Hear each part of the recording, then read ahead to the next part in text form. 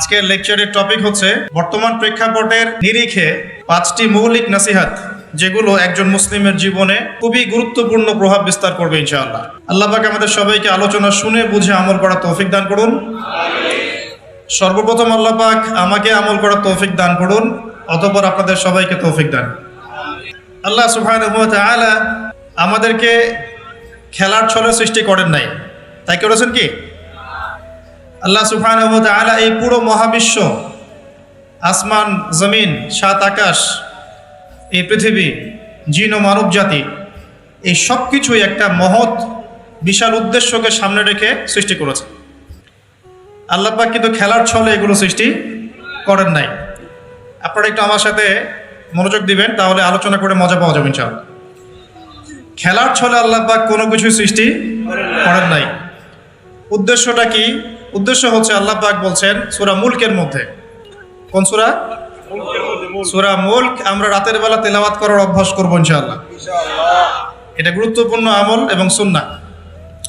এই সূরার প্রথম দিকে আল্লাহ পাক বলেছেন আল্লাযী খালাকাল মাউতা ওয়াল হায়াতা লিয়াবলুয়াকুম আইয়ুকুম আহসানু আমালা। লিয়াবলুয়াকুম আইয়ুকুম আহসানু আমালা। আল্লাহ পাক এই জীবন মৃত্যু মানে পুরো বিষয়গুলো সৃষ্টি করেছেন একটা উদ্দেশ্যে। উদ্দেশ্যটা হচ্ছে লিয়াবলুয়াকুম আইয়ুকুম আহসানু আমালা। আল্লাহ পাক দেখতে চান আমাদের মধ্যে আমলে শ্রেষ্ঠকে। আল্লাহ পাক দেখতে চান আমাদের মধ্যে আমলে আহসানকে। আহসান শব্দটা কি? আহসান।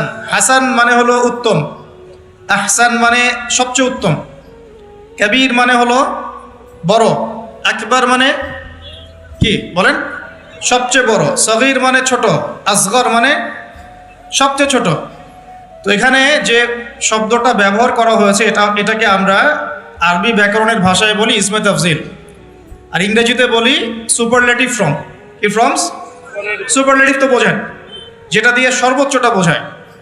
এখানে হাসান এর সুপারলেটিভ হচ্ছে আহসান। আল্লাহ পাক দেখতে চান এই দুনিয়াতে আমরা আমলে আহসানকে। সুবহানাল্লাহ। আল্লাহ পাক দেখতে চান না গরু খাওয়া মুসলিমকে। আল্লাহ পাক দেখতে চান না জুমার দিনে কে নামাজ পড়তে আসে। আল্লাহ পাক দেখতে চান না ঈদের দিনে কারা নামাজ পড়তে আসে, রমজান মাস আসলে কারা মুসল্লি হয়। আল্লাহ পাক এটা দেখতে চান। আল্লাহ পাক কি দেখতে চান? আমলে আহসান। আহসান হতে হলে কি গতানুগতিক মুসলিম হলে চলবে, না শক্ত মুসলিম হতে হবে? কোনটা? মুসলিম এখন বাংলাদেশে মোটামুটি দুই প্রকার। একটা হচ্ছে সুবিধাবাদী মুসলিম, আর একটা হচ্ছে প্রকৃত মুসলিম। সুবিধাবাদী মুসলিম কেমন? নামাজও পড়বো, সুদও খাবো, আমি যাকাতও দিব, এদিকে ঘুষও নিব। ধরেন যে বছর বছর হজ ওমরা করলাম, আবার অন্যের সম্পদ আত্মসাৎ করছি, মানুষের উপর জুলুম করছি। মানে যে অংশটুকু পালন করতে আমার কোনো সমস্যা নাই, ওই অংশটুকু আমরা পালন করতে কোনো সমস্যা মনে করি না। আর যে অংশগুলো পালন করলে আমার দুনিয়ার ক্ষতি হয়, দুনিয়ার স্বার্থ ক্ষুণ্ণ হয়, সেগুলো আমরা পালন করতে চাই না। এই ধরনের মুসলিমটাকে কি বলে? সুবিধাবাদী মুসলিম। ইংরেজি একটা সুন্দর শব্দ আছে, শব্দটা হলো Protestant version of Islam. Protestant version of Islam. ওই যে প্রোটেস্ট্যান্ট খ্রিস্টান আছে, প্রোটেস্ট্যান্ট খ্রিস্টান, ওই রকম প্রোটেস্ট্যান্ট মুসলিম মানে সুবিধাবাদী মুসলিম। তো সুবিধাবাদী মুসলিমদের জন্য কি জান্নাত? মুসলিম কাকে বলে? মুসলিমের সবচেয়ে সেরা এক্সাম্পল আল্লাহ পাক কোরআনে যেগুলো দিয়েছেন তারা হচ্ছেন নবীগণ। তারা কারা? নবীগণ। এবং সর্বশ্রেষ্ঠ নবীকে মুহাম্মদ রাসূলুল্লাহ সাল্লাল্লাহু আলাইহি ওয়াসাল্লাম। সেই সর্বশ্রেষ্ঠ নবী মুহাম্মদ সাল্লাল্লাহু আলাইহি ওয়াসাল্লামকে আল্লাহ পাক একজন নবীর দৃষ্টান্ত দিয়ে মুসলিম হওয়ার কথা বলছেন, আর মুসলিম হওয়ার উৎসাহ দিচ্ছেন। কিভাবে? সেই নবীর নাম হচ্ছে ইব্রাহিম আলাইহিস সালাম। আল্লাহ পাক সূরা বাকারা পড়ে দেখবেন, শুরুর দিকে আছে, প্রথম পারার একদম শেষের দিকে। আল্লাহ পাক বলছেন বা'দা আউযু বিল্লাহি মিনাশ শাইতানির রাজীম ইয ক্বালা লাহু রাব্বুহু আসলিম। হে নবী মুহাম্মদ সাল্লাল্লাহু আলাইহি ওয়াসাল্লাম, যখনই আমি আল্লাহ ইব্রাহিমকে বলেছিলাম আত্মসমর্পণ করো, বুঝুন কথাটা, যখনই আমি আল্লাহ ইব্রাহিমকে বলেছিলাম আত্মসমর্পণ করো, কলা ইব্রাহিম বলেছিল আলাইহিস সালাম, আসলামতু লিরাব্বিল আলামিন, আমি জগৎ সমূহের প্রতিপালকের নিকটে কি করলাম? আত্মসমর্পণ করলাম। এটা কেমন ছিল আত্মসমর্পণ? আল্লাহ পাক বলেছেন তোমার স্ত্রী এবং সন্তানকে রেখে আসো। কোথায়? কোথায়? জনমানব শূন্য জায়গায়। তখন কাবাঘর নির্মাণ হয় নাই, সেখানে খাবারও নাই, পানিও নাই। ইব্রাহিম আলাইহিস সালামকে বলেছিলেন যে আল্লাহ আপনার এই আদেশের পিছনে যুক্তি কি, দর্শন কি, বিজ্ঞান কি? বলেন তো দেখি। ইব্রাহিম আলাইহিস সালাম কি আঙ্গুল তুলেছিলেন আল্লাহ পাকের আদেশের উপরে? এটা হলো মুসলিম। বলেছেন সন্তান বড় হয়েছে, ফালাম্মা বালাগা মাআহু সাইয়া, যখন বাচ্চা দৌড়াদৌড়ি করতে শিখলো, মানে দৌড় দিতে শিখলো বাবার সাথে, তখন তিনি বলছেন ক্বালা ইয়া বুনাই, হে আমার সন্তান, ইন্নী আরা ফিল মানামি আন্নী আযবাহুক, আমি স্বপ্নে দেখেছি আমি তোমাকে জবাই করছি।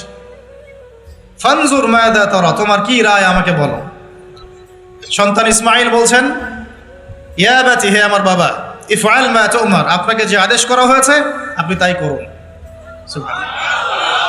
সাতাজিদুনি ইনশাআল্লাহু মিনাস সাবিরিন, ইনশাআল্লাহ আপনি আমাকে ধৈর্যশীল পাবেন।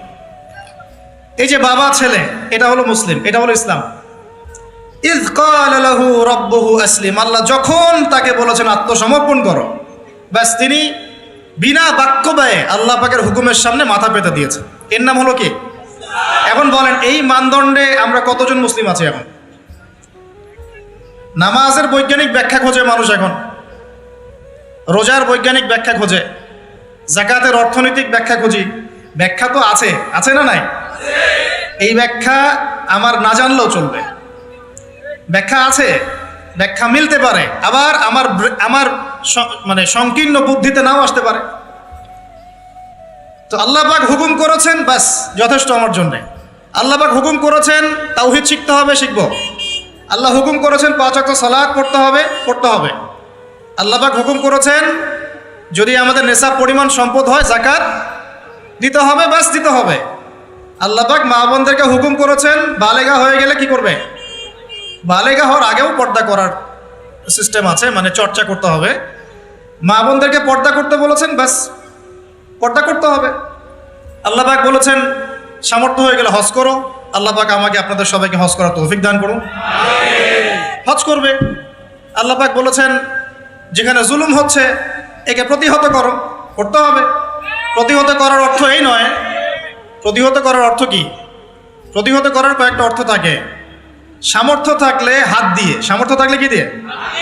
আপনার কি সে সামর্থ্য আছে? বাস নাই। ওয়াইল্লাম ইয়াস্তাতি, যদি না পারো ফাবি কি লিসানিহি, ফাবি লিসানিহি, জবান দিয়ে কথা বলেন। আপনার কথা বলার স্বাধীনতা নাই? আছে তো? সত্যি আছে? মাশাআল্লাহ। আচ্ছা, তাহলে জবান দিয়ে বলবেন। তাহলে কি বলবেন? জবান দিয়ে বলবেন, যতদূর পারেন বলবেন। আর ওয়াইল্লাম ইয়াস্তাতি, যদি এটাও করতে না পারো তাহলে ফাবি কলবিহি, অন্তর থেকে ঘৃণা করো। ঘৃণা কি আছে? লিযালিকা আদওয়াফু মিনাল ঈমান, এটা হলো ঈমানের সবচেয়ে নিচু অংশ। এরপরে ঈমানের কোনো অংশ নাই। মানে অন্যায়, অবিচার, জুলুম, পাপাচার দেখেও যাদের মনের মধ্যে ঘৃণাও আসছে না, আমরা আর মুমিন নাই। সত্যি কথায় এটাই সত্য কথা, আমরা মানি আর না মানি। আল্লাহ পাকের শাস্তি আসার আগেই তওবা করে ফিরে আসা উচিত। আল্লাহ পাক তৌফিক দান করুন। তো ইসলাম বোঝাচ্ছিলাম যে দেখুন, যখন আল্লাহ পাকের যে হুকুম চলে আসবে তার সামনে আত্মসমর্পণ করার নাম কি? ব্যাস এই হলো ইসলাম। এখন বলেন সত্যিকার অর্থে আমাদের সমাজে এই সুবিধাবাদী মুসলিমদের সংখ্যা বেশি না প্রকৃত মুসলিমদের সংখ্যা বেশি? আল্লাহ পাক বলেছেন আমাদেরকে প্রকৃত মুসলিম হতে। আল্লাহ পাক দেখতে চান, এই সৃষ্টির উদ্দেশ্য কি? আল্লাহ দেখতে চান সবচেয়ে শ্রেষ্ঠ মুসলিম কারা। সুবহানাল্লাহ, সুবহানাল্লাহ। আল্লাহ পাক আমাদেরকে শ্রেষ্ঠ মুসলিম হওয়ার তৌফিক দান। এখন এই কাজটা তো সহজ না। কাজটা কি সহজ? কাজটা কিন্তু এত সহজ না। তো কাজটাকে সহজ করার জন্য আমরা আল্লাহর তৌফিক কামনা করি। আল্লাহ পাক আমাদের সবাইকে তৌফিক দান করুন। সর্বপ্রথম আল্লাহ পাক আমাদেরকে দান করুন আল্লাহ পাকের রহমত। আল্লাহ পাক আমাদেরকে দান করুন আল্লাহ পাকের মারেফত, আল্লাহ পাকের দ্বীনের বুঝ, নেক হায়াতের মধ্যে বরকত এবং সঠিক বেঠিক ভালো মন্দ বোঝার ক্ষমতা। এবং হক চিনে গেলে তার উপর অটল থাকার তৌফিক আল্লাহ পাক আমাদের সবাইকে এগুলো দান করুন। আমিন। এখন আজকের যে কথাটা বলতে চাচ্ছি যে আমরা যদি আমাদের জীবনটা কাজে লাগিয়ে আল্লাহ পাকের রেজামন্দি হাসিল করতে চাই, সমকালীন ফিতনাময় প্রেক্ষাপটটা আরও কঠিন বেশি। আগের প্রেক্ষাপটটা যতটা কঠিন ছিল, আস্তে আস্তে প্রেক্ষাপট কি হচ্ছে, আরও কঠিন হচ্ছে। যেমন পুরো বিশ্বের ক্ষমতা একসময় মুসলিমদের হাতে ছিল, এখন আছে কি? পুরো বিশ্বের অর্থনৈতিক চালিকা শক্তি একসময় মুসলিমদের হাতে ছিল, এখন কি আছে? পুরো বিশ্বের আপনার বিজ্ঞান প্রযুক্তি বলেন, সামরিক বিষয়গুলো বলেন, সেনাবাহিনী বলেন, হ্যাঁ, রাষ্ট্রীয় কাঠামো বলেন, খেলাফা বলেন, যত বড় বড় কথা শব্দগুলো, এগুলো একসময় মুসলিমদের হাতে ছিল। কাদের হাতে ছিল? এখন কি পুরো বিশ্বের কন্ট্রোল মুসলিমদের হাতে আছে? পুরো বিশ্বের অর্থনৈতিক কন্ট্রোল আছে?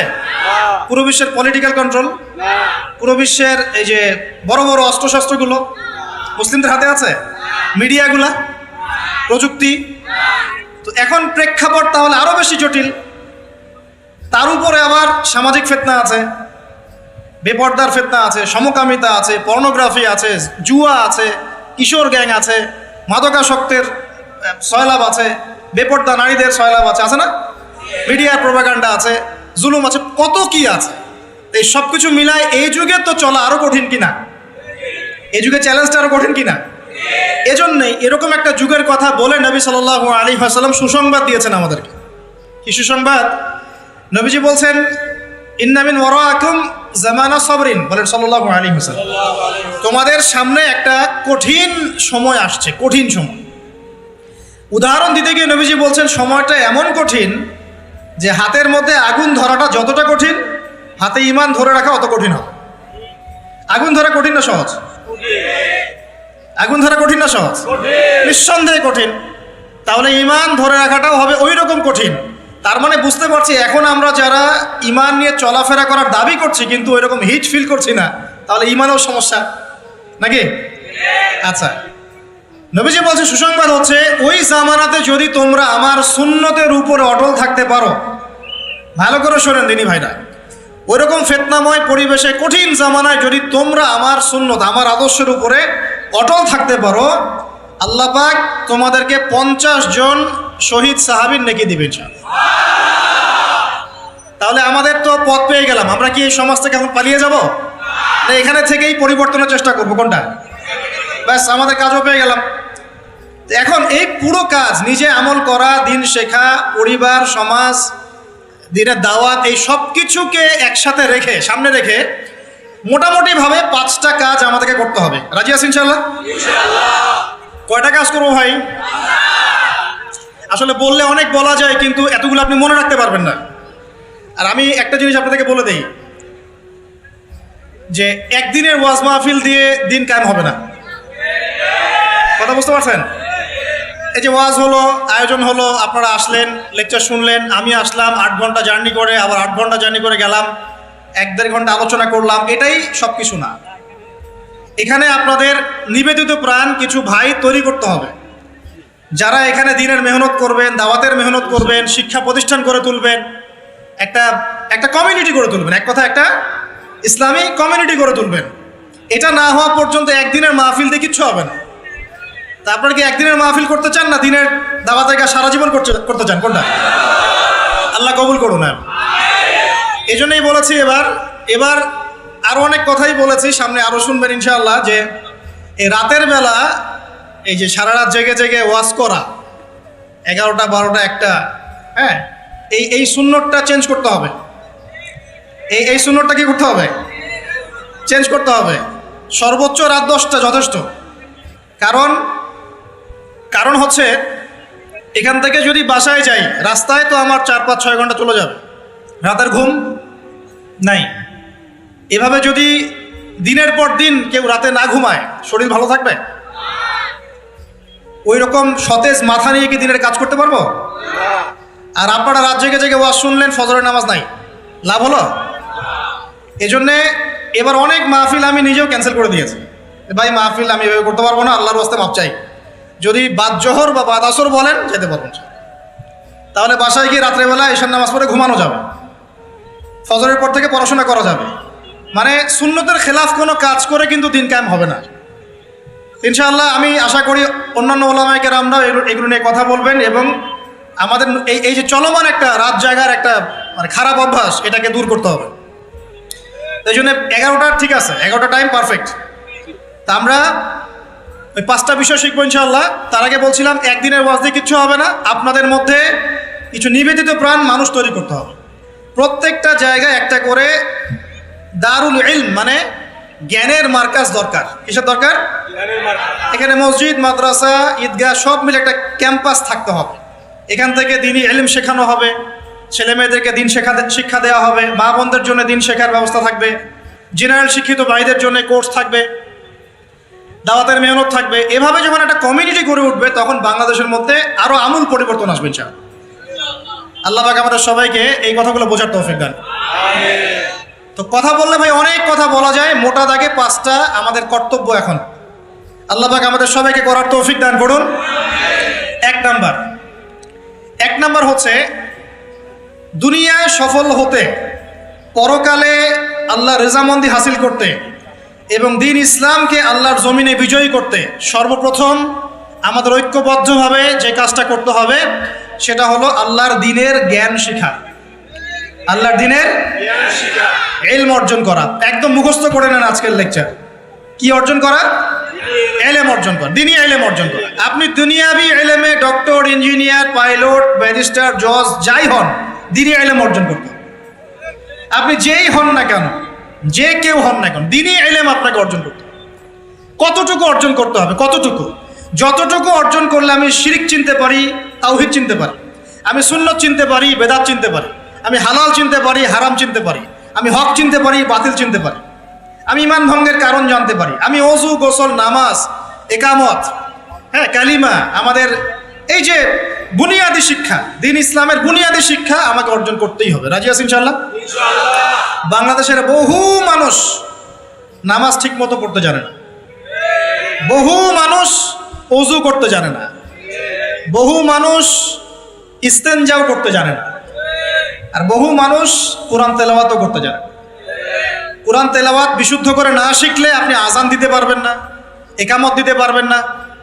আপনি নামাজে দাঁড়িয়ে আল্লাহু আকবার বলে সানা পড়তে, সূরা ফাতিহা পড়তে, আরেকটা সূরা মেলাতে, রুকুর তাসবিহ, সিজদার তাসবিহ, তাশাহুদ, দুরুদ, মাসুরা এগুলো শুদ্ধ করে পড়তে পারবেন।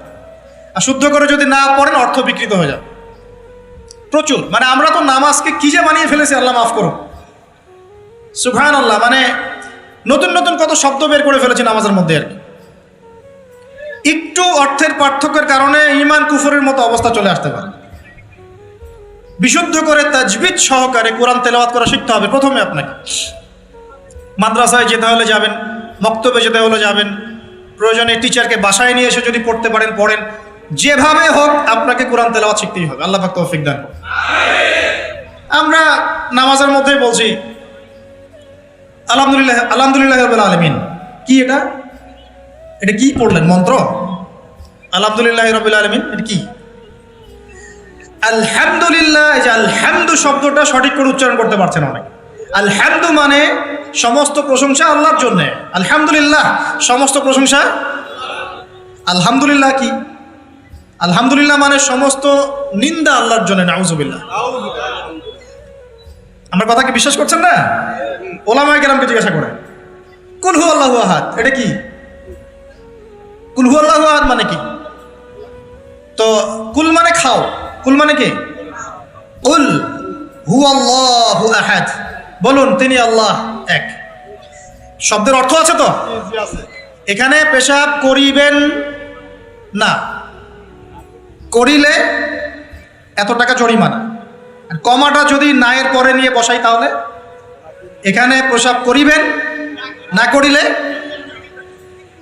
আপনারা কি মনে করেন যে আরবির এরকম সিকোয়েন্স নাই? বলছে কুলহু সূরা, সূরাটার নাম কি কুলহু? কুলহু বলে কোনো শব্দ আছে? কুল একটা শব্দ, হুয়া আলাদা শব্দ। কুল হুয়া আল্লাহু আহাদ, কুল হুয়াল্লাহু আহাদ।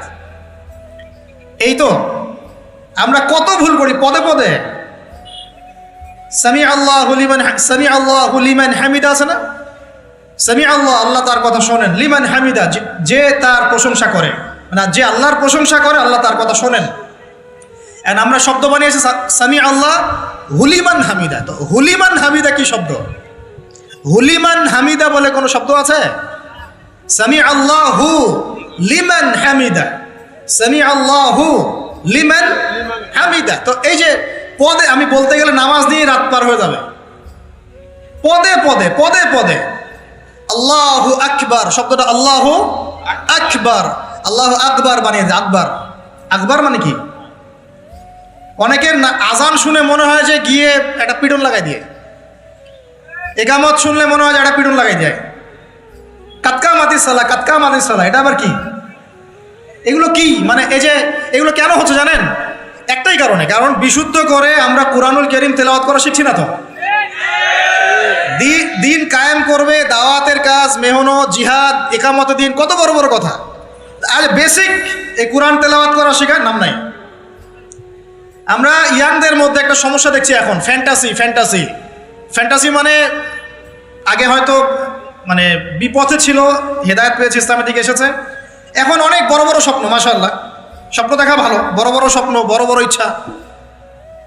অনলাইনে বসে গরম করে ফেলছে একদম, ফেসবুক গরম, ইউটিউব গরম, হ্যাঁ, ব্লগ দিয়ে ভর্তি গরম।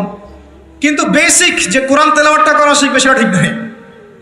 3 মাস কোরআনটা তেলাওয়াত করা শিখবে একজন আলেমের কাছে নাই। একটা কোর্স লঞ্চ করে দেন 6 মাস, 6 মাস ক্লাস করবে না, প্রথমে 1 মাস ক্লাস করে পরের নাই, 5 মাস নাই। এইভাবে ভাই দিনের হয়তো সামান্য কিছু খেদমত হতে পারে, সামগ্রিক পরিসরে ইসলাম বিজয়ী হবে না। এক কথায় আমরা যদি এই যুগের আবু বকর, ওমর, ওসমান, আলী রাদিয়াল্লাহু আনহুম আজমাইন হতে না পারি, তাহলে এই যুগের সেই ইসলামী খেলাফা বাস্তবায়িত হবে না। এটা হলো মূল কথা। এই পথের প্রথম কাজটাই হচ্ছে দ্বীনি ইলম অর্জন করা। আর ইলম অর্জন করাটা আপনার জন্য কি? নফল, মুস্তাহাব, সুন্নত না ফরজ? এটা কে বলেছেন? রাসূলুল্লাহ সাল্লাল্লাহু আলাইহি ওয়াসাল্লাম বলেছেন, তালাবুল ইলমি ফরিদাতুন আলা কুল্লি মুসলিম। তালাবুল ইলম মানে জ্ঞান অর্জন করা, ফরিদা ফরজ মানে কি? ফরজ মানে বাধ্যতামূলক। আলা কুল্লি মুসলিম, কুল্লি মানে কি? প্রত্যেক। কুল্লি মানে কি? কুল্লু মানে প্রত্যেক। প্রত্যেক মুসলমানের উপরে, প্রত্যেক মুসলমান যে মুসলমান দাবি করে নিজেকে, কালিমা পড়েছে, তার উপরে জ্ঞান অর্জন করা ফরজ করেছেন আল্লাহ। আপনি কোরআন তেলাওয়াত না শিখে থাকতে পারবেন না, তো এটা আপনার উপর ফরজ করা হয়েছে। নামাজ কি পড়ছেন, কি বলছেন, এটা আপনাকে শিখতে হবে, তো এটা ফরজ করা হয়েছে। আজান দেওয়া শিখতে হবে, একামত দেওয়া শিখতে হবে, ইমামতি করার যোগ্যতা অর্জন করতে হবে। এই মালয়েশিয়ার একটা ভালো জিনিস দেখলাম যে ওখানে প্রাইমারি লেভেল থেকে, মানে স্কুল লেভেল থেকেই এই মাদ্রাসা এবং মানে জেনারেল এটা আলাদা করে করে কোনো প্যাটার্ন করা নাই, এটা একসাথেই প্যাটার্নটা করে দেয়া। মানে আপনি স্কুলে ভর্তি হলে, স্থানীয় স্কুলে বা কলেজে যেভাবে তারা সিস্টেম করেছে, ইসলামের বুনিয়াদী শিক্ষাটা বাধ্যতামূলক শিখতে হবে। যে কেউ, তাদের সিভিলিয়ানদের মধ্যে যে কেউ ইমামতি করতে পারে, মাশাআল্লাহ। এটা আমাদের করা উচিত ছিল না? আমরা কি মুসলিম প্রধান দেশের অধিবাসী না? আমরা জোর দাবি জানাই যে শিক্ষা ক্ষেত্রে একটা আমূল পরিবর্তন নিয়ে আসতে হবে ইনশাআল্লাহ। একদম প্রাইমারি লেভেল থেকে ইসলামিক শিক্ষাকে আমাদের দেশে বাধ্যতামূলক করা হোক। মাদ্রাসা শিক্ষা মাদ্রাসায়, আবার সেকুলার শিক্ষাতে, এই দুদিকে চলছে। তাহলে একজন ব্যক্তি যে এই যে স্কুলে ভর্তি হলো, আপনার ছেলে এখানে 10 বছর পড়বে, এসএসসি পরীক্ষা দিবে, এইচএসসি, তারপরে অনার্স মাস্টার্স, এই 20 বছরে ইসলামটা শিখবে কি? যতটুকু শিখছে এই শিক্ষাটা তো প্র্যাকটিক্যালে প্রয়োগও করতে পারছে না। আর এই জায়গা থেকে যখন কেউ উঠে আসছে, তখন সে তো উম্মার দায়িত্ব নিতে পারছে না। তাহলে ব্যাপারটা কি এমন যে আমরা এদিকে শুধু দুনিয়ার চর্চা করব, আর মাদ্রাসা লাইনে যারা পড়ে তারা দিনের চর্চা করবে? দিন চর্চা করার, দিন পালন করার, প্রচার প্রসারের আমাদের কোনো অধিকার নাই? তাহলে এই শিক্ষাটা অর্জন করলে কি আমরা কি সবাই কি খারাপ হয়ে যাব? আমরা যদি ইসলামিক শিক্ষা শুরু থেকে দেওয়ার চেষ্টা করি বাচ্চাদেরকে, প্রাইমারি লেভেল থেকে, আমাদের বাচ্চারা কি নষ্ট হয়ে যাবে? এই জিনিসটা আল্লাহ পাক আমাদের সমস্ত ঊর্ধ্বতন কর্তৃপক্ষদেরকে বোঝার তৌফিক দান করুন। আল্লাহ পাক আমাদের ঊর্ধ্বতন কর্তৃপক্ষদেরকে এই বিষয়টা বোঝার তৌফিক দান করুন যে ইসলামী শিক্ষায় কল্যাণ ছাড়া অকল্যাণ কিছু নাই। এখানে যদি অন্য ধর্মাবলম্বী কেউ থাকেন, সে তার ধর্ম চর্চা করবে, কোনো সমস্যা আমরা আমাদের ধর্ম শিখবো ইনশাআল্লাহ। তো এই জিনিসটা আমাদের বুনিয়াদী শিক্ষা। এখন যদি আপনি না পারেন, এখন আপনার কাছে ওই পাওয়ার নাই, ক্ষমতা নাই, ইমপ্লিমেন্টের সুযোগ নাই, তাহলে কি করবেন? তাহলে এখন যে আপনি 20 বছর পড়াশোনা করে ফেলেছেন জেনারেল লাইনে, এখন কি করবেন? এখন আপনার জন্য কিছু অপশন খোলা আছে। এক, স্থানীয় বরেণ্য ওলামায়ে কেরাম যারা আছেন তাদের সাথে পরামর্শ করে সিলেবাস তৈরি করে নিয়ে পড়াশোনা করুন, এটা একটা অপশন। 2, আপনারা কিছু দিনী ভাই ব্যাচ করে করে ওলামায়ে কেরামের কাছে গিয়ে একটা একটা করে কিতাব শেষ করেন। 2, 3, অনলাইনে কিছু কোর্সেস চলছে, এই কোর্সেসগুলো করতে পারেন, কাজে দিতে পারে। কিন্তু তবে অনলাইনে কোর্স অফলাইনের মতো হয় না। অফলাইনে ওস্তাদদের সামনে বসে যে পড়াশোনা, এটা অনলাইনে পাবেন না আপনি, ঠিক আছে? অথবা আপনার যদি সুযোগ থাকে তাহলে প্যাটার্ন চেঞ্জ করে এই প্যাটার্নে যেতে হবে। এগুলো ছাড়া তো আপনার সামনে কোনো অপশন খোলা নাই। যে আমরা যদি মাদ্রাসাগুলোতে এবং আমাদের শিক্ষা প্রতিষ্ঠানগুলোতে জেনারেলদের জন্য আরবির কোর্স আর মাদ্রাসা শিক্ষার্থীদের জন্য জেনারেল কোর্স রাখি, তাহলে উভয়ে শিক্ষিত হতে পারবে ইনশাআল্লাহ। মনে করেন এই ভাই মাদ্রাসায় পড়েছেন, মাশাআল্লাহ, তিনি মাদ্রাসার সব জ্ঞানই রাখেন আলহামদুলিল্লাহ, কিন্তু সায়েন্স শিখতে পারেন নাই, নামাজ শিখতে পারেন নাই, ওযু শিখতে পারেন নাই। এখন এই ভাইকে কি করবেন? এই ভাইকে ইসলামিক কিছু ডিপ্লোমা কোর্সের আওতায় আনতে হবে, এনে অফলাইন বা অনলাইনে শিক্ষা দিয়ে তাকেও মানুষ করে গড়ে তুলতে হবে। এই তো যদি আমরা চিন্তা করি, আমরা চিন্তা করতে হবে আমাদেরকে জাতি নিয়ে, বড় বড় কথা বললে হবে না তো। যুব সমাজের এখন যে অবস্থা, আপনি সামনে একটা ভয়ঙ্কর বিকলাঙ্গ যুব সমাজ দেখতে পারবেন। মস্তিষ্ক বিকৃত হয়ে গেছে এদের মোবাইল ফোন দিয়ে।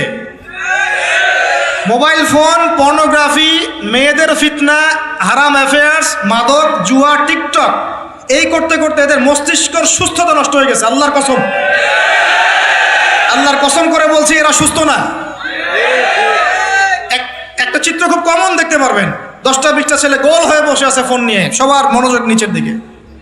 ওয়ার্ল্ডে কি হচ্ছে, আসমানে কি হচ্ছে, জমিনে কি হচ্ছে, কোথায় মুসলিমদের উপর বোম পড়লো, কোনো ফিকিরই নাই ওর। আপনি মনে করেছেন যে এই যুব সমাজ আগামীতে দেশের হাল ধরবে? আমি হলফ করে বলতে পারি কোনোদিন দেশের উপকার করতে পারবে। আপনি নষ্ট করে ফেলছেন যুব সমাজকে, নষ্ট করে ফেলছেন। এদেরকে সুস্থতার দিকে নিয়ে আসতে হলে ইসলামিক শিক্ষার কোনো বিকল্প নাই, নামাজের কোনো বিকল্প নাই। এদেরকে সামাজিক কাজে লাগিয়ে দিতে হবে, সোশ্যাল কাজে, সামাজিক উন্নয়নমূলক কাজে, এই যে মানবতার সেবামূলক কাজে, প্র্যাকটিক্যাল কিছু কাজে, কিছু বানাও, কিছু করো, সায়েন্স নিয়ে ঘাটাঘাটি করো, কিছু প্রযুক্তি উদ্ভাবন করো, তোমরা কিছু করো। দেখেন আমরা যত কিছু ব্যবহার করি সব কিছু কিন্তু ইহুদি খ্রিস্টানদের। এই যে আমি যে মাইকে কথা বলছি, এই মাইকে ইসলামের বড় বড় কথা বলছি, এই মাইকটাও দেখা যাবে যে মুসলমান তৈরি করে নাই। তাহলে এটা কি কাম্য ছিল? আর এই বিশ্বের যত শিক্ষার বুনিয়াদ, এই বুনিয়াদের শিক্ষা দিয়েছে মুসলিমরা। বিশ্বাস না করলে খালি আপনি 1200 বছর ইতিহাসটা পড়ে দেখেন। ইবনে সিনার নাম শুনেছেন? চিকিৎসা বিজ্ঞান দাঁড়িয়ে আছে ইবনে সিনার উপরে, নাম শুনেনি? জাবির ইবনে হাইয়ানের নাম শুনেছেন? এই কেমিস্ট্রি না থাকলে আপনি ওষুধ তৈরি করতে পারবেন না। কেমিস্ট্রি না থাকলে কি পারবেন না? মেডিসিন তৈরি করতে পারবেন না। এটা দাঁড়িয়ে আছে কেমিস্ট্রি জাবির ইবনে হাইয়ানের উপরে, যে কি ইউরোপে বলে গ্যাবর ইবনে হাইয়ান। এরকম নাম প্রচুর আছে। আপনি এই যে ম্যাথামেটিক্সের কথা বলেন, জ্যোতির্বিদ্যার কথা বলেন, তারপরে প্রাণীবিদ্যার কথা বলেন, এই রক্ত সংবহন যন্ত্রের কথা বলেন, এক একটা সাবজেক্ট ধরে ধরে দেখেন, সবগুলার গোড়ার মধ্যে আমাদের মুসলিম মনীষীদের অবদান আছে। এমনকি এই যে পুরো বিশ্বের যে দর্শনগুলো চলছে, যত দর্শন, ফিলোসফিক্যাল থটস, আমরা ফিলোসফি পড়েছি, এই ফিলোসফিগুলোর গোড়ায় গিয়ে আপনি দেখবেন সব মুসলিম দার্শনিকদের নাম লেখা আছে। আমরা ইমাম গাজালির নাম জানি না, ইবনে রুশদের নাম জানি না, হ্যাঁ, আমরা অনেক কিছুই জানি না। আসলে আমরা শেকড় ভুলে গেছি এখন। বিশ্বাস করেন, আমরা এই যে প্রযুক্তি, মোবাইল ফোন, টিকটক, মেয়েদের পিছনে ঘুরতে ঘুরতে, অ্যাফেয়ার, বাইক চালানো, আমরা আমাদের জীবনের লক্ষ্যই ভুলে গেছি। আল্লাহ পাক আমাদের যুব সমাজকে তাদের জীবনের লক্ষ্য বোঝার তৌফিক দান করুন। ভাই, আল্লাহ পাক আপনাকে এমনি এমনি সৃষ্টি করেন নাই, আমাকে এমনি এমনি সৃষ্টি করেন নাই। আল্লাহ পাক চান আমাদের কাছে আমরা যেন তার দ্বীনের জ্ঞান অর্জন করি এবং এই জ্ঞান অনুযায়ী আমল করি। এই আমলটা সমাজে ছড়িয়ে দেই, ইসলামের দাওয়াতের মেহনত ছড়িয়ে দেই, যাতে একটা সময় হলেও যেন আল্লাহর জমিন, আল্লাহর দ্বীন কায়েম হয়। এটা আল্লাহ পাক চান আমাদের কাছে। আল্লাহ পাক আমাদেরকে এই জন্য সৃষ্টি করেন নাই যে একটা মেয়ের জন্য আত্মহত্যা করে ফেলবেন। একটা একটা মোবাইল ফোন একটা মেয়েকে কিনে দিয়েছেন, তার জীবন নষ্ট করে ফেলছেন। যে বাবারা মেয়েদেরকে ফোন কিনে দিয়েছেন, জীবন নষ্ট করে ফেলছেন, এবং তার মাধ্যমে আরো 10টা ছেলেরও জীবন নষ্ট করেছে। আর সত্যি কথা বলছি, এখন আমরা তো ঢাকা শহরে থাকি, মানে এখানে ছেলেদের চেয়ে মেয়েরা বেশি পথ। হ্যাঁ, খুব ভালো লাগে ওদের। কি ভালো লাগে? একটা ছেলের সাথে বাইকে করে ঘুরবে, টাকা খসাবে, এখানে ওখানে ডেট করবে, এগুলোতে খুব মজা পায়। এগুলোর জন্য কি তাকে সৃষ্টি করা হয়েছে? আপনি বলেন এই মেয়েদেরকে আপনি যখন ঘরে নিয়ে আসবেন, আমি নারী বিদ্বেষী কথা বলছি না, নারীদেরকে আমরা অনেক অনেক সম্মান করি, অনেক শ্রদ্ধা করি। আমাকে জন্ম দিয়েছেন একজন নারী, আমাকে দিনের পথে চলতে আত্মবিশ্বাস যোগায় পিছন থেকে, ঘরের নারী যোগায় কি না? আমার নিজের কন্যা সন্তান আছে, আমরা মেয়ের বাবা। কিন্তু এখন যে টিকটক জেনারেশন মেয়েদেরকে আপনি তৈরি করছেন, ফোন হাতে তুলে দিয়ে ডেটিং করছে, বাইকের পিছনে ছেলের সাথে ঘুরছে, এখানে ওখানে ফ্রি ওপেন সেক্স করছে, কোনোদিন ধর্ষণের শিকার হচ্ছে, এই মেয়েদেরকে ঘরে নিয়ে আসার পরে এদের গর্ভ থেকে কি আপনি ইসমাইলের মতো সন্তান পাবেন? এদের সাথে তোমরাও দেখা যায় যে অনেক সময় প্রেম করতে ভালো লাগে, এই মেয়েদেরকে কেউ বিয়ে করবে না। এ ধরনের নারীদের সাথে মানুষ প্রেম করতে মজা পায়, কেউ সম্মান করে বিয়ে করতে চায় না। করলেও দেখবেন 2-1 বছরের মধ্যেই নাই সেই সম্পর্ক, গায়েব। তো অনেক দূর চলে আসলাম, এত দূর আসতে চাইনি, কথার পিঠে চলে আসলো যে সমস্যা হচ্ছে গোড়ায় আমরা আমাদের যুবক যুবতী, আমাদের ছেলে মেয়েদেরকে দিনই বুনিয়াদি ইসলামী শিক্ষা দিচ্ছি না। এটা শিক্ষা দেওয়ার দায়িত্ব প্রত্যেক পিতার, প্রত্যেক মাতার। সে মাদ্রাসায় পড়ুক আর জেনারেল লাইনেই পড়ুক, আপনাকে শিক্ষা নিশ্চিত করতে হবে। কিভাবে করবেন এই হেডেক এখন আপনার, আমার আর হেডেক নাই, আমি দিয়ে দিলাম হেডেক আপনাকে। এই হেডেকটা আমার মাথায় ছিল, আপনাকে দিয়ে দিলাম, আপনি চিন্তা করেন কিভাবে করবেন। এখন পারলে অফলাইনে করেন, না হলে অনলাইনে করেন। অনলাইনে আচ্ছা আলোচনা চলে আসছে, একটা কথা বলে দিই, অনলাইনে অনেক রকম কোর্সেস চলছে। তবে আমি নিয়াত করেছি ইনশাআল্লাহ, আমি আরও কয়েকজন ওলামায়ে কেরামদের সাথে পরামর্শ করেছি এবং এখনও করে যাচ্ছি। কমপক্ষে বরেণ্য 8 থেকে 10 জন স্কলার বা আলেমদেরকে নিয়ে অনলাইনে ইনশাআল্লাহ আমরা একটা মাদ্রাসা খুলবো ইনশাআল্লাহ। এটা অফলাইন না, অনলাইন মাদ্রাসা। আমি নাম দিয়েছি তহা জিন্নুরাইন ইসলামিক অনলাইন মাদ্রাসা। আমি দোয়া করি আল্লাহর কাছে, আল্লাহ পাক যেন এই মাদ্রাসাকে কবুল করেন, এর ওসিলা করে আল্লাহ পাক লক্ষ লক্ষ কোটি কোটি যুবককে দ্বীনের জ্ঞান শেখার তৌফিক দান করেন, যুবতীদেরকে দান করেন, আমাদের ছোট ছোট সোনামণিদেরকে দান করেন। যারা অফলাইনে দিন শিখতে পারছে না, আল্লাহ যেন অনলাইনে শেখার তৌফিক দান করেন। তো এখানে বেশ কয়েকটা লেভেলে বেশ কয়েকটা কোর্স লঞ্চ করা হবে ইনশাআল্লাহ। যেমন বাচ্চাদের জন্য বুনিয়াদি নুরানি কোর্স। আপনার বাচ্চা আছে ছোট, 4 বছর 5 বছর বয়স, ভর্তি করাই দিলেন, নুরানি কোর্স করবে, কোরআন তেলাওয়াত করা শিখবে। এরপরে একটা হিপসের কোর্স, আপনি অনলাইনেই হিপস করবেন। যাদের বয়স 10 বছর হয়ে গেছে, 12 বছর 15 বছর, অনলাইন হিপস করবেন। আপনি চলে আপনার বয়স যদি 30-40 হয়, আপনিও করতে পারবেন, তো আপনার ব্যাচটা আলাদা হবে।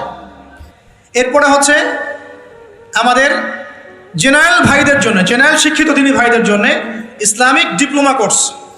এটা কেমন? এখানে 4-5টা লেভেল থাকবে। লেভেল 1 মনে করেন, এখানে আপনার বুনিয়াদি জিনিস, আপনার আকীদা, আপনার কোরআন তেলাওয়াতের জ্ঞান, আপনার দৈনন্দিন জিকির আজগার, নামাজ, আপনার হাদিসের মধ্যে ফয়জুল কালামের মতো বই, ঠিক আছে, ইসলামের ইতিহাস, তারপরে ফিকহের মধ্যে ফিকহুল মুয়াসসার, এই ধরনের বই। মানে প্রাথমিক বুনিয়াদি যে জ্ঞানটুকু মাদ্রাসা দেওয়া হয়, এটা ইনশাল্লাহ শিখবেন। এটা শেষ করার পরে যাবেন লেভেল 2। লেভেল 2তে গিয়ে আরও হাই ক্লাস কিছু বই পাবেন, ওখানে আরও কিছু সাবজেক্ট অ্যাড হবে, ইসলামিক পরিবার, ইসলামিক অর্থনীতি, ঠিক আছে, ইসলামিক জিওপলিটিক্স, এসক্যাটোলজি, এরকম কিছু সাবজেক্ট আসবে ইনশাআল্লাহ। এটা দিয়ে আবার কপি করে সবাই বানানো শুরু করে দিয়েন না, আমি তো বলে দিচ্ছি আর কি। বানালেও আলহামদুলিল্লাহ কোনো সমস্যা নাই, এটাও দিনের খেদমত হবে ইনশাআল্লাহ। একজনকে দেখে যদি আরও 10 জন শেখে, সমস্যা কোনো সমস্যা?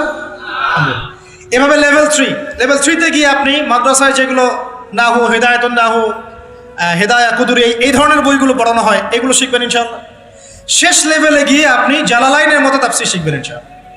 মানে একজন মৌলানা সাহেব মৌলানা সাহেব বলতে বুঝাচ্ছি, আমি তো আপনাকে ফকিহ বা মুফতি বা মুহাদ্দিস এরকম লেভেলের কথা বলছি না।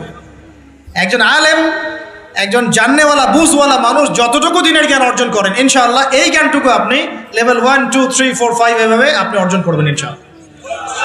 এভাবে যদি আমরা পুরো বাংলা ভাষাভাষীদের মধ্যে পুরো ওয়ার্ল্ড ওয়াইড এটাকে ছড়াতে পারি, ইনশাআল্লাহ আগামী 5 বছরের মধ্যে আমরা আশাবাদী কমপক্ষে 1 লক্ষ মানুষ তো দিন শিখবে ইনশাআল্লাহ। আল্লাহ পাক আমাদেরকে তৌফিক দান করুন। এবং এগুলো হবে খুব স্বল্প মেয়াদি, 6 মাস, 4 মাস, 6 মাস এরকম কোর্স, যাতে আপনি বিরক্ত না হন। কারণ আমি অভিজ্ঞতা থেকে দেখেছি 1 বছরের কোর্স মানুষ করতে চায় না। দিনী বোনদের জন্য কোর্স থাকবে এবং দিনী বোনদের ক্লাস নেবেন মহিলা টিচাররা ইনশাআল্লাহ। দিনী বোনদের ক্লাস নেবেন মহিলা টিচাররা ইনশাআল্লাহ। যদি কেউ প্যারেন্টিং নিয়ে কোর্স করতে চান, প্যারেন্টিং কোর্স থাকবে, সন্তান প্রতিপালন। যদি কেউ পরিবার নিয়ে কোর্স করতে চান, ফ্যামিলি ডেভেলপমেন্ট কোর্স থাকবে। ইসলামিক ইকোনমিক্স নিয়ে কোর্স করতে চান, ইসলামিক ইকোনমিক্সের কোর্স থাকবে। ইসলামিক ফাইন্যান্স শিখতে চান, সেটা থাকবে ইনশাআল্লাহ। এক একটা ডিপার্টমেন্টে এক একটা কোর্স নিয়ে আমরা এই মাদ্রাসা লঞ্চ করবো ইনশাআল্লাহ। আল্লাহ পাক এটাকে কবুল করুন, আমিন। এবং এর পাশাপাশি এই সিলেবাসগুলো আমি নিয়াত করেছি উন্মুক্ত করে দিব। যে কোনো প্রতিষ্ঠান, দিনী প্রতিষ্ঠান, সেটা হোক ইসলামিক স্কুল বা ইসলামিক কলেজ বা মাদ্রাসা, তারা যদি এই কোর্সগুলো করতে চায়, করাতে চায়, সিলেবাস নিয়ে তারা লঞ্চ করতে চায়, ইনশাআল্লাহ তাদের জন্য উন্মুক্ত করে দেওয়া হবে ইনশাআল্লাহ, যাতে করে সারা দেশের বিভিন্ন জায়গায় কোর্সগুলো ছড়িয়ে পড়ে। আমি জ্ঞানতাত্ত্বিক কথা এই জন্য বললাম বেশি করে, প্রথম ফরজ আপনার উপরে ইকরা বিসমি রাব্বিকাল্লাযী খালাক। এখন চিন্তা করেন, হেরা গুহায় নবী সাল্লাল্লাহু আলাইহি ওয়াসাল্লাম বসে আছেন, জিবরাইল আলাইহিস সালাম এসে তার সামনে প্রথম যে আয়াতটা ওহী করলেন, সেই আয়াতটা নামাজের আয়াত ছিল না, সে একটা যাকাতের আয়াত ছিল না, সেই আয়াতটা রোজা রাখো আয়াত ছিল না, এমনকি মূর্তি পূজা করো না এমনও ছিল না। কি ছিল ভাই? ইকরা, আপনি পড়ুন, আপনি পড়ুন, হে নবী আপনি পড়ুন। নবীজি কিন্তু পড়তে জানতেন না, আপনারা জানেন কি? নবী সাল্লাল্লাহু আলাইহি ওয়াসাল্লাম কিন্তু লিখতে পড়তে জানতেন না। আল্লাহ পাক এমন একজন মানুষকে সুবহানাল্লাহ শেষ নবী করেছেন, যিনি লিখতে জানতেন না, পড়তে জানতেন, যাতে কাফেররা এই অপবাদ দিতে না পারে তুমি আগের কিতাবগুলো থেকে দেখে দেখে লিখে নিয়ে আসছো।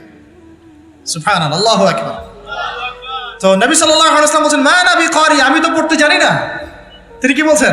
সহিহ বুখারী খুলে দেখেন, দ্বিতীয় হাদিসটা, মা নবী কারি, আমি তো পড়তে জানি না। তারপরেও জিবরাইল আলাইহিস সালাম বলেন, ইকরা, আপনি পড়ুন, বিসমি রাব্বিকাল্লাযী খালাক, আপনার রবের নামে যিনি আপনাকে সৃষ্টি করেছেন। সুবহানাল্লাহ। সর্বপ্রথম এই জ্ঞানতাত্ত্বিক বিপ্লব হয়েছে মক্কার মাটিতে, তখনই আবু বকর, ওমর, ওসমান, আলীর মতো সাহাবী তৈরি হয়েছে। জ্ঞান ছাড়া শুধু বড় বড় কথা দিয়ে আর জ্ঞানহীন আমল দিয়েও কোনো কাজ নাই। জ্ঞানহীন আমল দিয়ে কিন্তু খুব একটা কাজ হয় না। আপনি হয়তো মনে করছেন যে আমি ইমাম সাহেবকে জিজ্ঞাসা করে নেবো, ব্যাস হয়ে গেল। কিন্তু জ্ঞান অর্জন করে আমল করার যে স্বাদ আর জ্ঞানহীন আমলের স্বাদ কখনো এক না। শুধু একটা হাদিস শোনা যান যে মেসওয়াক করি আমরা, যে দাঁত ব্রাশ করি, মেসওয়াক করি, যে ব্যক্তি মেসওয়াক করে এটা আল্লাহর কাছে অনেক বেশি পছন্দের। আল্লাহ পাক ভালোবাসেন মেসওয়াক করনেওয়ালাকে। এটা যখন আপনি জানলেন, এরপর যখন আপনি ব্রাশ করতে যাবেন, মেসওয়াক করতে যাবেন, আমলে স্বাদ পাবেন না? অজু করলে গোনাগুলো ঝরে যায়, তখন আপনি জানলেন যে অজু করলাম, আমার অঙ্গ দিয়ে গোনা ঝরে যাচ্ছে, এটা ফিল করে অজু করলে স্বাদ পাবেন। নামাজে দাঁড়িয়ে আছেন, নামাজের প্রত্যেকটা শব্দ যদি আস্তে আস্তে পড়েন, ধীরে ধীরে অর্থগুলো বোঝার চেষ্টা করেন, নামাজের স্বাদ পাবেন। শুধু হাতটা তুলে শেষ রাতে আল্লাহকে বললেন যে আল্লাহুম্মা আতিনা ফিদ দুনিয়া হাসানা ওয়া ফিল আখিরাতি হাসানা ওয়া কিনা আযাবান নার। আল্লাহ, আমাদেরকে দুনিয়াতে আপনি কল্যাণ দেন এবং পরকালেও কল্যাণ দেন। আল্লাহ, আমাদেরকে জাহান্নামের আগুন থেকে বাঁচান। এই যে ফিলিংস, এটা আপনি না বুঝে পড়লে পাবেন। না বুঝে পড়লে একটা চর্চা, প্র্যাকটিস হয়, কিন্তু রুহানিয়াত আসে না। তো প্রিয় দিনী ভাইরা, এই জন্য শিক্ষা, জ্ঞান, দিনী ইলম অর্জন সবার আগে। আল্লাহ পাক আমাদের সবাইকে দিনী ইলম অর্জনের তৌফিক দান করুন। অনলাইন মাদ্রাসা খুললে ভর্তি হবেন তো ইনশাআল্লাহ? আচ্ছা, আরো বড় বড় চমক আসবে ইনশাআল্লাহ। এমন কিছু স্কলারের চেহারাও ইনশাআল্লাহ দেখবেন, যাদের ওয়াজ শোনার জন্য আপনি লক্ষ টাকা দিয়ে ভাড়া করে হেলিকপ্টারে নিয়ে আসেন। আল্লাহ পাক আমাদের দিনী খেদমতগুলো কবুল করুন, আমিন। 1 নাম্বার আলোচনা শেষ। 2 নাম্বার আলোচনা করলে এক দিয়ে শেষ হয়ে যাবে রাত। শিখলাম কি? দিনী ইলম অর্জন করতেই হবে, এটা নফল মুস্তাহাব কিছু নয়। এটা কি? যেভাবে পারেন সেভাবে করবেন। রাজি আছেন ইনশাআল্লাহ? নিয়াত করতে পারি যে আগামী 1 বছরের মধ্যে, 1 বছর সময় দিলাম, আগামী 1 বছরের মধ্যে আমরা কোরআন বিশুদ্ধ করে তেলাওয়াত করা শিখব ইনশাআল্লাহ। শুধু তাই না, যারা কোরআন তেলাওয়াত করতে জানি 1 বছরের মধ্যে কোরআনের শুরু থেকে শেষ পর্যন্ত, আলিফ লাম মিম থেকে মিনাল জিন্নাতি ওয়ান নাস পর্যন্ত অন্তত একবার পুরো খতম দেব ইনশাআল্লাহ। আর যারা আরো ভালো পড়তে পারি, দ্রুত পড়তে পারি বা হাফেজে কোরআন আছি, 1 বছরের মধ্যে আলিফ লাম মিম থেকে মিনাল জিন্নাতি ওয়ান নাস অন্তত একবার যে কোনো একটা তাফসীর বা অনুবাদ পড়ে দেখব ইনশাআল্লাহ। পারা যাবে ইনশাআল্লাহ। একটা তাফসীর বাসায় কিনবেন, মাস্ট বি। যারা বিগিনার মানে নতুন শিখছেন, নতুন পড়া শিখছেন, তারা কিনবেন মারিফুল কোরআন। কি কিনবেন? এগুলো কিন্তু ভাই ওয়াজ না, এটা আপনার সাজেশন। ওয়াজ করলে সুর করে অনেক ওয়াজ করা যায় কি না? এই কথাগুলো আপনার জীবনে কাজে দিবে ইনশাআল্লাহ, সারা জীবন কাজে দিবে ইনশাআল্লাহ। যারা বিগিনার মানে আপনি শুরু করেছেন প্রথম, বড় বড় বই আগে ধরতে যাবেন না, আগে মানে নিচু লেভেলের বইগুলো, নিচু লেভেল বলতে সহজ বইগুলো আগে পড়বেন। প্রথম পড়বেন তাফসীর পড়তে গেলে মারিফুল কোরআন, যারা বিগিনার। যারা অনেক পড়াশোনা করছেন, চর্চা করছেন, ভালো কোন তাফসীর পড়ব ফিক্স করতে পারছেন না, দুটো তাফসীর বলুন। এক হচ্ছে তাফসীর ইবনে কাসির, এটা পড়তে পারেন, হাদিস দিয়ে করা আছে তাফসীরটা।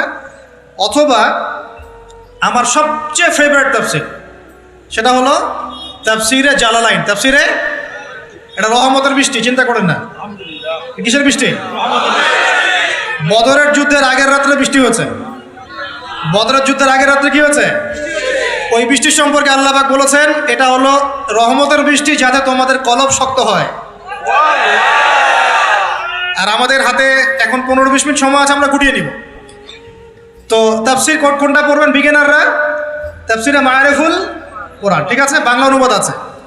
আর যারা একটু স্টাডি করেন বেশি, তারা পড়বেন ইবনে কাসির এবং জালালাইন। জালালাইনটা সবচেয়ে মজা পাবেন, স্বাদ পাবেন, অনেক কিছু আছে এর মধ্যে। জালালাইনের মধ্যে এত রস আছে, এত নূর আছে, মারিফত আছে, যেটা আমি অন্য তাফসীরে পাই না। আল্লাহ পাক লেখককে জান্নাতুল ফিরদাউস দান করুন। দুজন সংকলন করেছেন। তো এরপরে আমরা ইলম অর্জনের পরে দ্বিতীয় যে কাজটা করা দরকার পুরো গ্লোবাল প্রেক্ষাপটে এবং উম্মার জন্য, ব্যক্তিগত পর্যায়ে, সব ক্ষেত্রে দ্বীনের স্বার্থে, সেটা হলো ইলম অনুযায়ী আমল করতে হবে।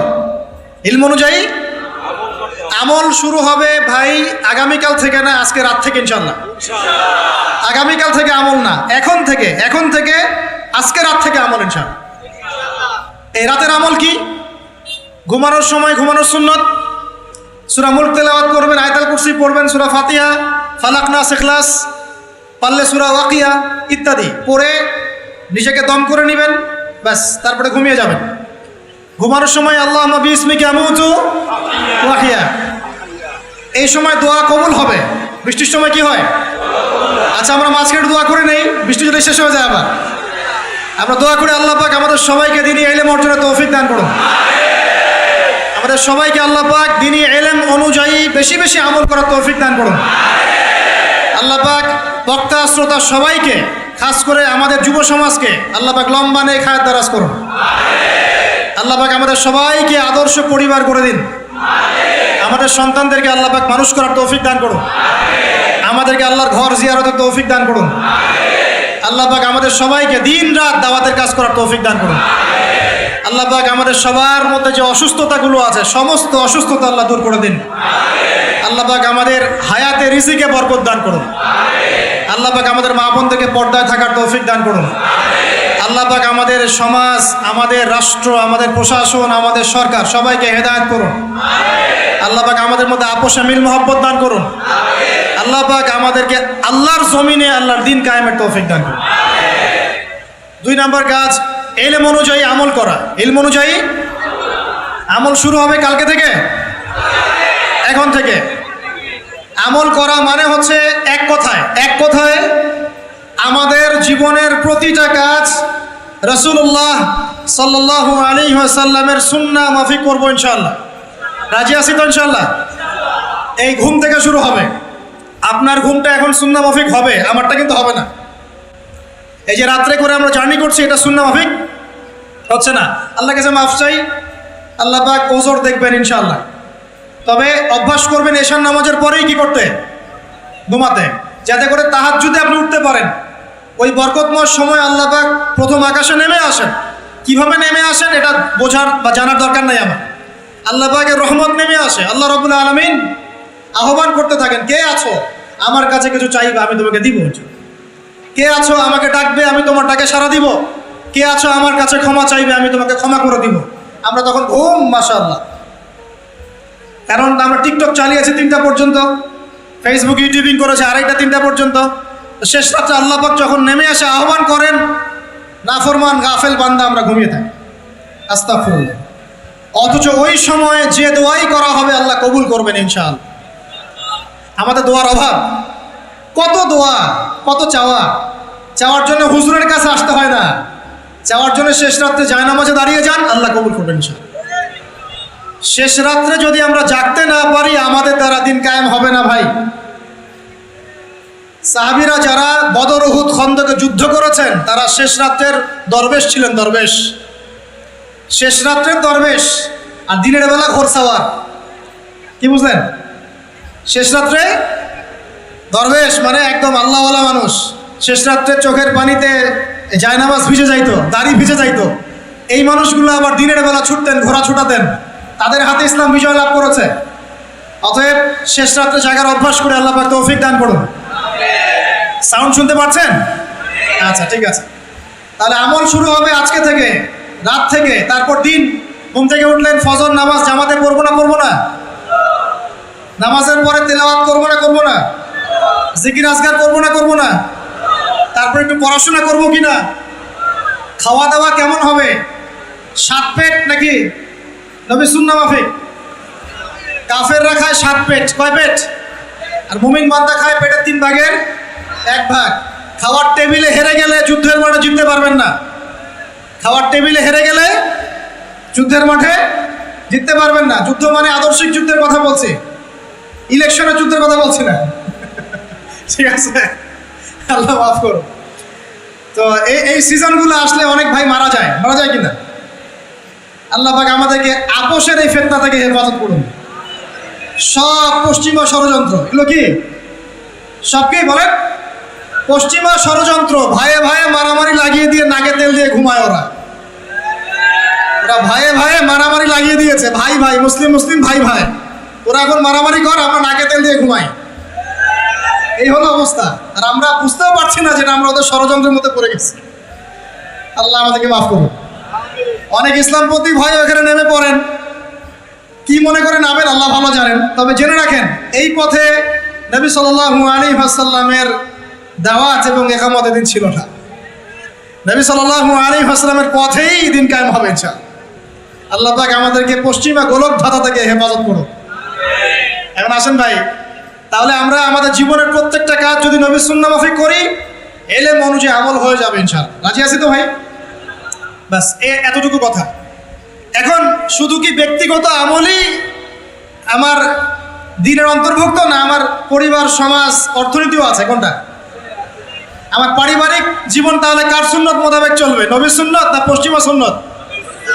আর পরিবারগুলো পশ্চিমা সুন্নতে চলে না, পশ্চিমা কালচার। জন্মদিন করেন, বিবাহ বার্ষিকী করেন, আর কত কি করেন, হ্যাঁ তাই না? সাজগোজ থেকে শুরু করে কাপড় চোপড়, পোশাক আশাক, বাথরুমের টয়লেট পর্যন্ত। বাথরুমের টয়লেট তো সব ইংলিশ নাকি? হ্যাঁ, তো নবী সুন্নাহ মাফিক এখানে তো আপনি বসতে পারবেন না। নবী সুন্নাহ মাফিক এখানে আপনি বসতে পারবেন না। তো মালয়েশিয়ার একটা কনফারেন্সে বলে আসছিলাম যে নবী সুন্নাহ মাফিক বসা মানে হচ্ছে বাম পায়ে ভর দিয়ে ডান পায়ে একটু উঁচু করে বসা। ইলম অর্জন করতে থাকেন, হাদিসের মধ্যে পাবেন। নবী সাল্লাল্লাহু আলাইহি ওয়াসাল্লাম ইস্তেনজা করতে বসতেন বাম পায়ে ভর দিয়ে ডান পায়ে একটু উঁচু করে। যারা এভাবে বসে তাদের ইস্তেনজা খুব সুন্দর হয়, ক্লিয়ার হয়ে যায়। আর আপনি ইংলিশ টয়লেটে বসেন, দেখি কেমনে বসবেন? পারবেন? তাহলে এই যে বললাম প্রতিটা জায়গায় ফিতনা, প্রতিটা জায়গায় ফিতনা। তো বাসায় অ্যাটলিস্ট এমন ওয়াশরুম রাখেন যেখানে নবী সুন্নাহ মাফিক ইস্তেনজা করা যায়। আর যখন সফর করবেন দেশের বিভিন্ন জায়গায়, তখন দেখবেন মাশাআল্লাহ আরও লেটেস্ট পদ্ধতি আছে। ছোট ছোট কিছু গামলা রেখে দেওয়া হয়েছে, ওখানে দাঁড়ায় দাঁড়াই করতে হবে, বসার কোনো অপশন নাই। আর সব সমান মাপের। মনে করেন একজন লম্বা 5 ফিট, একজন 6 ফিট, একজন 4 ফিট 3 ফিট, এখন কেমনে কি ধরে কিভাবে করবে, মাপটা কিভাবে সমান করবে বলেন তো? একটা হাদিস আমার বুঝে আসছে এই সফর করতে করতে, সেটা হচ্ছে আমি কখনো বলিনি এভাবে যে পশ্চিমা সভ্যতা হচ্ছে ইয়াজুজ আর মাজুজ, এটা আমি বলি নাই, কিন্তু আমি বুঝতে পারছি, আমি ভিতর থেকে ফিল করছি, আপনি একমত হন না হন, যে ওদের মধ্যে ইয়াজুজ আর মাজুজের খাসলত বা চরিত্র আছে 100%। আমি একটা হাদিস বলি, শেষ করে দিব, আর সময় নেই, 10 মিনিট আছে। এই হাদিসটা শোনেন। নবী সাল্লাল্লাহু আলাইহি ওয়াসাল্লাম একদিন ঘুম থেকে উঠলেন ভয়ে পেয়ে, আতঙ্কিত হয়ে। নবীজি ভয়ে পেয়ে আতঙ্কিত হয়ে ঘুম থেকে উঠে বলছেন লা ইলাহা ইল্লাল্লাহ, লা ইলাহা ইল্লাল্লাহ। তখন তার স্ত্রী পাশে যিনি শুয়ে আছেন তিনি বলছেন নবী সাল্লাল্লাহু আলাইহি ওয়াসাল্লাম বলছেন ওয়াইলুল লিল আরব, ওয়াইলুল লিল আরব মিন শাররি ক্বাদ ইখতারাব। আরব জাতির জন্য ধ্বংস, আরব জাতির জন্য ধ্বংস, কি ভয়ঙ্কর ফিতনা ধেয়ে আসছে ওদের দিকে, কি ভয়ঙ্কর ফিতনা ধেয়ে আসছে। এবং তিনি হাতের ইশারা করে দেখালেন এইভাবে যে আজকে, নবীজি বলছেন 1400 বছর আগের কথা, 1445 বছর আগের কথা, 1445 বছর আগে নবীজি বলেছেন আজকে, ওই সময় আজকে ইয়াজুজ আর মাজুজের যে দেয়ালের কথা মনে আছে? জুলকারনাইনের সময় দেয়াল, এই দেয়াল এতটুকু পরিমাণ খুলে দেয়া হয়েছে, এতটুকু পরিমাণ খুলে দেয়া হয়েছে 1400 কত বছর আগে। তখন তার স্ত্রী বলছেন আনুহলিকু আফিনা সালিহিন, আনুহলিকু আফিনা সালিহিন ইয়া রাসূলুল্লাহ, হে আল্লাহর রাসূল সাল্লাল্লাহু আলাইহি ওয়াসাল্লাম, আমাদের মধ্যে ভালো মানুষরা থাকা সত্ত্বেও কি আমরা ধ্বংস হয়ে যাব? আপনি যে বলছেন ওয়াইলুল লিল আরব, আরবদের জন্য ধ্বংস। নবীজি বলছেন নাম, হ্যাঁ নাম, হ্যাঁ ধ্বংস হয়ে যাবে। ইদা কাসুরাতিল খাবাস, যখন নগ্নতা, বেহায়াপনা, অশ্লীলতা সমাজে রন্ধ্রে রন্ধ্রে ছড়িয়ে পড়বে, তখন আলেম জালেম সব ধ্বংস হবে। এই হাদিসটা অকাট্য হাদিস বুখারী মুসলিমের, মানে এটা সহিহ, এটা বিষয়ে কোনো সন্দেহ নেই। তাহলে নবীজি 1445 বছর আগে বলছেন যে আরবদের জন্য ধ্বংস ধেয়ে আসছে, এবং দেয়াল এভাবে খুলে দেয়া হয়েছে।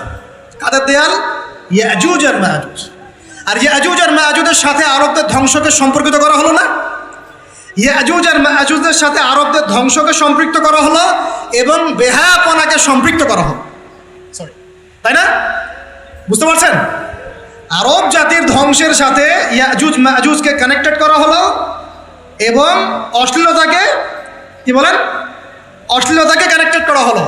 এখন আপনি চিন্তা করে দেখেন, সারা বিশ্বে পর্নোগ্রাফি কারা ছড়িয়ে দিয়েছে? বলেন বলেন দেখি। পর্নোগ্রাফি কি বেহায়াপনা না? সমাজের ইদা কাসুরাতিল খাবাস, যখন সমাজের রন্ধ্রে রন্ধ্রে বেহায়াপনা ছড়িয়ে পড়ে নাই? মিলান, হাদিসটা মিলান। সমাজের এই মেয়েদের, এই যে ফ্যামিলিস্ট রেভলিউশন কারা ছড়িয়ে দিয়েছে? ফ্যামিলিস্ট রেভলিউশন কারা ছড়িয়ে দিয়েছে? ওরা। সমাজে মেয়ে ছেলে একসাথে চলবে একই পোশাকে, কারা ছড়িয়ে দিয়েছে? সমাজে মেয়েদের বেপর্দায় চলার এই সংস্কৃতি কারা ছড়িয়ে দিয়েছে? মাদক আর সুদের সংস্কৃতি কারা ছড়িয়ে দিয়েছে? সবচেয়ে বড় কথা, free sex, open sex, free sex, জেনা, ব্যভিচার, পর্নোগ্রাফি, এগুলো কারা ছড়িয়ে দিয়েছে? এটাই ওই যে খুলে দেয়া হয়েছে। এটা আমার ব্যাখ্যা, এটা আমার বুঝ। পৃথিবীর এমন কোন রাষ্ট্র বাকি রাখে নাই তারা এগুলো ছড়াতে, এমন কোন রাষ্ট্র বাকি না। তাহলে সব জায়গায় ছড়িয়ে পড়বে না ইয়াজুজ মাজুজের ফিতনা? ছড়িয়ে পড়েছে। আল্লাহ পাক আমাদেরকে এই পশ্চিমা গোলক ধাঁধা থেকে হেফাজত করুন, আমিন। আমাদের সংস্কৃতি নিয়ে আমরা বুক ফুলায় বাঁচবো ইনশাআল্লাহ, আমাদের সংস্কৃতি নিয়ে আমরা চলবো ইনশাআল্লাহ। আমাদের কোরআন আছে, হাদিস আছে, আমাদের নবী আছেন, আমাদের সাহাবীরা আছেন, আমাদের দিন আছে ইনশাআল্লাহ। আমাদের অন্য কাউকে প্রয়োজন আছে? এই যে প্রযুক্তিগত কথাগুলো বললাম, একটু মাথা খাটান, এগুলো আমরাই তৈরি করতে পারবো ইনশাআল্লাহ। সব ঢেলে সাজানো যাবে ইনশাআল্লাহ তাআলা। আল্লাহ পাক আমাদেরকে বোঝার তৌফিক দান করুন। তাহলে 1 নাম্বার কি বলেছিলাম ভাই? ইলম অর্জন। 2 নাম্বার ইলম অনুযায়ী আমল। আর এই আমলটা কি শুধু ব্যক্তি জীবনে না, জীবনের সব ক্ষেত্রে? আল্লাহ কবুল করুন। 3 নাম্বার নিজের পরিবারের যত্ন নিন। নিজের ইলম অর্জন করেছেন, আমল করছেন, এখন অনেক বড় বড় কথা অনেকে বলবে, আগে পরিবার ঠিক করেন। আগে কি করবেন? ব্যাস, পরিবার বলতে আপনার স্ত্রী সন্তান। কারণ বাবা মাকে দাওয়াত দেওয়া যাবে, বাবা মাকে গালমন্দ করা যাবে না, বকাঝকা করা যাবে না। বাবা নামাজ পড়েন, আপনি কি মাইর দিতে পারবেন? মা নামাজ পড়েন, আপনি কি মাইর দিতে পারবেন? পারবেন। তবে এই যুগে কিছু হতভাগা আছে, এরা বাপ মাকেও গায়ে হাত তোলে না। এই যুগে এমন কিছু হতভাগা ছেলে মেয়ে জন্ম হয়েছে, আল্লাহ মাফ করুক, এরা পিতামাতার সাথেও কি জঘন্য আচরণ করে। পিতামাতা দোয়া নিবেন, যাদের সাথে পিতামাতা দোয়া থাকে জীবনে সফল হবে ইনশাআল্লাহ। যার সাথে পিতামাতার দোয়া নাই, অবস্থা খারাপ। আল্লাহ মাফ করুক আমাদেরকে। এখন পরিবার বলতে আপনার স্ত্রী সন্তান প্রথম প্রায়োরিটি পাবে, আর পিতামাতাকে আপনি দাওয়াত দিবেন, নসিহত করে বোঝানোর চেষ্টা করবেন। আপনার সন্তান যদি 10 বছর বয়সে নামাজ না পড়ে, তখন তাকে আপনি পিটাতে পারবেন, কিন্তু আপনি বাবাকে মারবেন পারবেন। আর পরিবারের কিছু বিষয়ে এটা আপনি পাবেন প্যারেন্টিং বইয়ের মধ্যে। আর আল্লামা তকি উসমানী দামাত বারাকাতুহু শাইখের একটা কিতাব আছে, ইসলাম ও পারিবারিক জীবন। ইসলাম ও পারিবারিক জীবন, এই বইটা পড়লে আপনি অনেক কিছু জানতে পারবেন। আমি ডিটেলস বলে দেওয়ার সময় পাচ্ছি না আজকে। এক কথায় পরিবারের মধ্যে তাওহীদ থাকবে, শিরক থাকবে না, ঠিক আছে? পরিবারের মধ্যে সুন্নতের চর্চা থাকবে, কোনো বেদাত থাকবে না। পরিবারে হালাল রিজিক থাকবে, কোনো হারাম ঢুকবে না। পরিবারের বিয়ে করব যখন দিনদারিতা দেখে মেয়ে চুজ করব, সৌন্দর্য শ্বশুর টাকা পয়সা দেখে নয়। হ্যাঁ, সৌন্দর্য থাকতে পারে, সৌন্দর্য থাকলে নূরুন আলা নূর, আরো ভালো। কিন্তু যদি মেয়েটা এই যে আমাদের এখনকার সুন্দরী বলতে আপনারা যাদেরকে বোঝেন, নাম নিচ্ছি না, তাদের মতো সুন্দরী নাও হয়, মন খারাপ করার কিচ্ছু নাই। এগুলো সব আর্টিফিশিয়াল সুন্দর। কি সুন্দর? আসল সৌন্দর্য হচ্ছে কলবে। আসল সৌন্দর্য কোথায়? কলবে। আর তাদের কাছে যা আছে আপনার স্ত্রীর কাছে তাই আছে। এমন এক্সট্রাঅর্ডিনারি কিছু নাই ওদের কাছে। যা আপনার স্ত্রীর কাছে আছে তা তাদের কাছে সেম জিনিস, সেম। এখানে এত বেশি লোভনীয় হওয়ার কিছু নাই।